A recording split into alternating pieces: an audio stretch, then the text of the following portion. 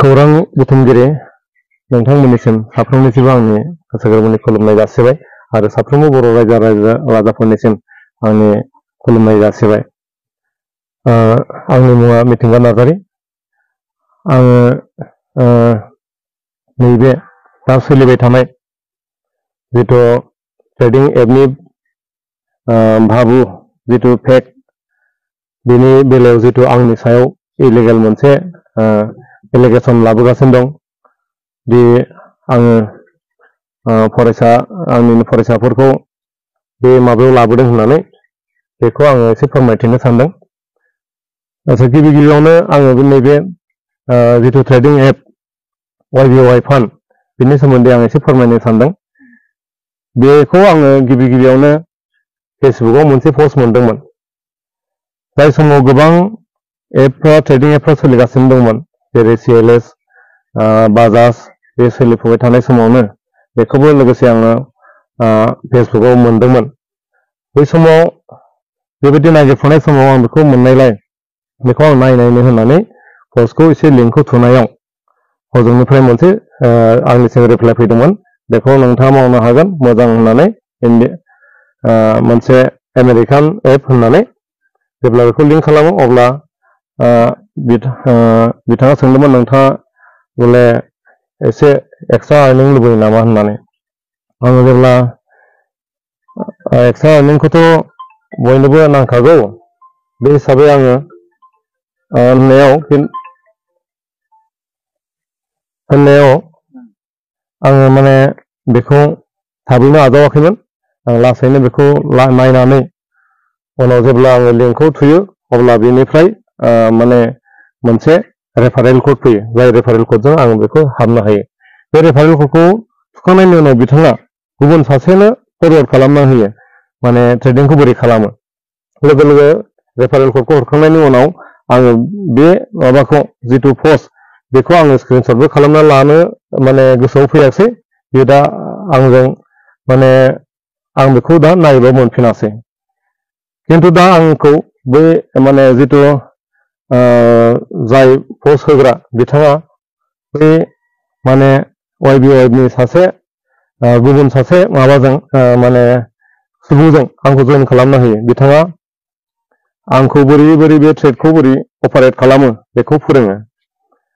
बे फोरोंनायनि जाहोनाव आङो माने बेखौ रोङो, माने बे एपखौ माबोरै अपारेट खालामनांगौ बेखौ रोंनानै आङो लासैनो सानथामसोनि उनाव 6 फेब्रुवारियाव आङो बेयाव जइन जायो। 600 रां होनानै 600 रां होयोब्ला 200 रां बारायफायो, गासै 800 रां मोनो। 800 राङा हरसेयाव ट्रेड जानायनि उनाव 36 रां मुलाम्फा जायो, हाबो वालेटआव। बा 36 जों बै 800 जों 836 राङा वालेटआव जमा जाफैयो। थिग बिनि उननि हराव आरोबाव 8 बाजियाव हरनि 8 बाजियाव माने आरो ट्रेड जाबावनोसैलाय। बे ट्रेड 836 रांनि सायाव माने बिनिफ्राय 6% ट्रेडिं जायो आरो माने बिदिनो प्रफिटआ सानफ्रोमबो एड जालांबाय थायो, वालेटआ बांलांबाय थायो। बिनिफ्राय खोन्थाहरबाय मा बे मिनिमाम उइड्रला 300 रां। 300 रांखौ आंखौ बख'नोबो थिननायबाय, आं बख'नायबायबो। बे लोगो लोगो अट'मेटिक आंनि बेंक एकाउन्टआव हाबफैदों। बेखौ नुनानै आङो लासै लासै सप्तासेनि उनाव आंनि अनजालि बिसिनो आङो बेखौ सिरि सिरि बिनि मबाइलाव आंनि लिंकखौ बारहोनानै माने जइन जाहैयो। 600 रां 600 रांनि आंनिनो रांजों आङो 600 रांखौ जइन जानानै बेयावबो 800 रां जमा जायो आरो आंनि वालेटआव 600 रांनि 15% 15% 90 राङा आंनि वालेटआव प्लास जायो। बिदिनो राङा थाबैनो बांनायखौ नुनानै आङो माने न'नि बिबोनांफोर दङ, बिसोरनो लासै लासै सप्तायाव सासे सोलांनानै बांलाङो आरो बिनिफ्राय न'खरनि मानसिया बिदिनो एसे एनै बांलांनायजों माने बांलांदों आरो बे बिजनेसा। दिनैनि समाव नोंथांखौ ओनसोल नाङैनो जे सारा आसामाव सावरायबाय थादों, बे एप्सखौ गोबां मानसिफोरखौ माने इनभल्भ जाहोदों। साख्रि आवलाखौबो गाराखै, सोरबा समाज सिबियारिखौबो गाराखै। दा बेनि बेलायाव मा क्लियारिफिकेसन होनो सानदों नोंथां? आङो न'खरनि बिबोनांफोर आरो न'खरनि बिसिफोरनोल' होदोंमोन। खाथि थानाय असंलागो न'खरनिफ्रा आंखौ लासै लासै मिथिलांदोंमोन।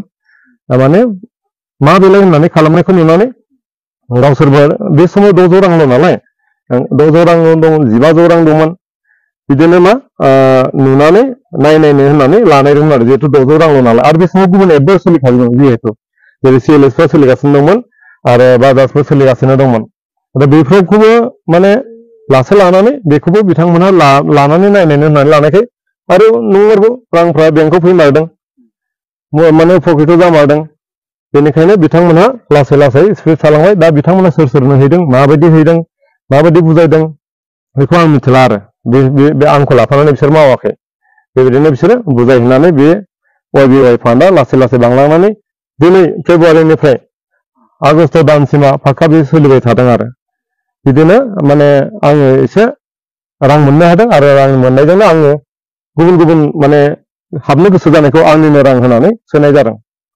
बेखिनियानो आरो समाव गुवाहाटीयाव जितु पाब्लिक गेदारिं आरो लोगोसे दाब दाब जायगायाव पाब्लिक गेदारिं आरो अफिस बाहायनायनि सायाव नोंथांमोनखौनो होननानै दिनैनि समाव गोबां सुबुंफ्रा सावरायबाय थादों बे समाव बेनि मा बुंथिनो सानो आं सासे फोरोंगिरि आं सासे बिगियान फोरोंगिरि आंहा दायथ'आ बेनिख्रुइ बांसिन फरायसालियावसो बेनिखायनो आंखौ बे माबानिफ्राय बोखारना दोनखादों कम्पानिया आं खोन्थाहरखादों आं सासे फोरोंगिरिसो आंखौ गुबुन खुनु माबाजों आंजों लोब्बा दाला होननायखाय आंखौ लाफाखायाखै बेनिखायनो बिनि सायाव आं जेबो बुंनांगौ गैया आरो आङो जेब्ला स्कुल बन्द समाव जुदि माबाफोर फाथियोब्ला आं थांफायो खिन्थु माबोरै फाथियो माबायदि एरेन्जजों फाथियो एरेन्जमेन्टजों आं बेखौ मिथिया आं नुजायैल' आरो माने गोदोनि खावलायनाय बायदि नोंथाङा गावनि फरायसाफोरखौ सोदों होननानै बुंदों बेनि सायाव मा बुङो बेथ' नंखाय आंनि आन्दाराव नायोब्ला दाबो L1आव